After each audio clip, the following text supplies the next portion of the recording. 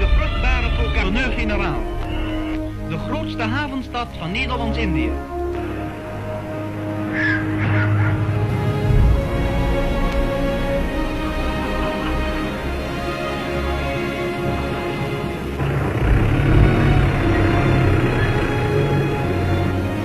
Aan de monding wedstrijdzeilen door Madurese prauwen.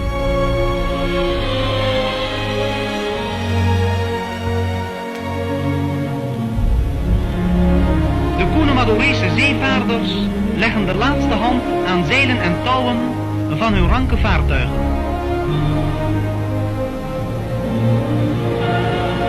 Overgelukkig met de behaalde overwinning.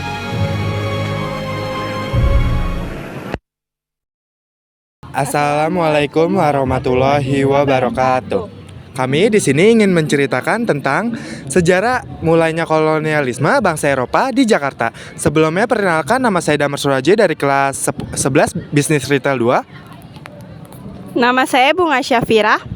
Jakarta hari ini adalah kota megapolitan, pusat pemerintahan dan perekonomian Indonesia.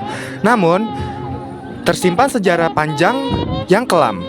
Kota ini dahulu bernama Batavia, pusat kolonialisme Belanda di Nusantara. Melalui kisah Batavia, kita akan melihat bagaimana bangsa Eropa menancapkan kekuasaan, membangun dan meninggalkan jejak yang masih bisa kita saksikan hingga sekarang.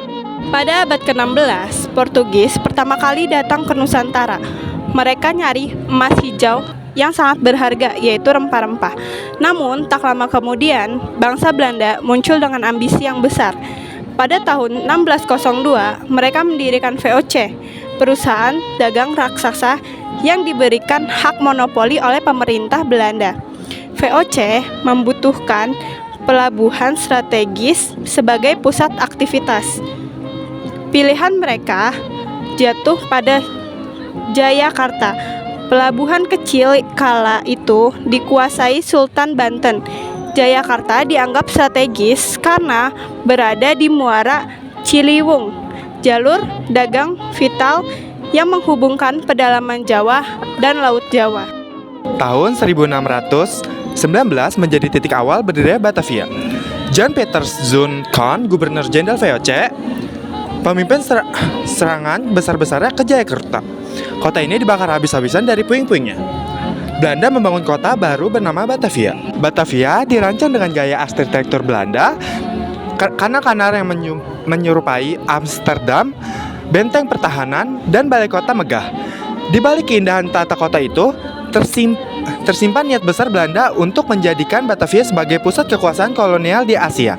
Batavia bukan sekedar kota, melainkan simbol dari dominasi VOC di atas Nusantara. Batavia tumbuh pesat menjadi pusat perdagangan internasional. Kapal-kapal di Asia, Timur Tengah, hingga Eropa berkelabuh di Sunda Kelapa, membawa rempah, kain, dan barang mewah. VOC mengendalikan semua perdagangan dengan sistem monopoli yang ketat. Mereka memaksa rakyat untuk hanya menjual hasil bumi kepada VOC dengan harga murah. Di satu sisi, Batavia tampak makmur, namun di sisi lain masyarakat menderita. Pajak yang berat, kerja paksa, dan penggusuran membuat kehidupan pribumi penuh penderitaan. Bagi VOC, Batavia adalah kota emas, bagi rakyat Batavia adalah penjara bagi raksasa. Batavia dikenal sebagai kota multikultural. Orang Belanda, Tionghoa, Arab, India, dan pribumi hidup berdampingan, tetapi tidak setara. Belanda dan Eropa ditempatkan di lapisan sosial yang paling tinggi. Mereka tinggal di benteng kota, sementara pribumi tinggal di luar, di perkampungan kumuh dengan sensasi buruk. Batavia bahkan dijuluki sebagai kuburan Eropa karena penyakit tropis dan malaria merenggut banyak nyawa. Konflik sosial pun sering meletus. Salah satu tragedi terbesar adalah pembantaian etnis Tionghoa tahun 1740. Ketika ribuan orang Tionghoa dibantai oleh VOC, peristiwa ini meninggalkan luka sejarah yang dalam, sekaligus memperlihatkan kerasa kehidupan kolonial di Belanda. Meskipun kekuasaan VOC tampak kokoh, perlawanan rakyat tidak mudah padam. Dari wilayah sekitar Batavia muncul berbagai pembentrokan petani dan bangsawan. Para penguasa lokal menolak monopoli perdagangan VOC yang merugikan rakyat. Perlawanan besar juga terjadi di daerah lainnya, seperti Perang Diponegoro yang meski terjadi jauh dari Batavia, tetap mengguncang kekuasaan Belanda. Batavia menjadi pusat militer Belanda untuk menekankan semua perlawanan. Namun, perlawanan rakyat menunjukkan bahwa kolonialisme tidak pernah diterima dengan ikhlas. Hari ini, jejak kolonial Batavia masih bisa kita lihat.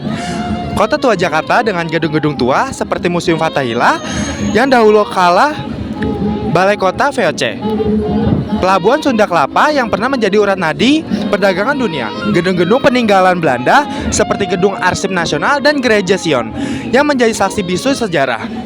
Semua ini adalah warisan kolonialisme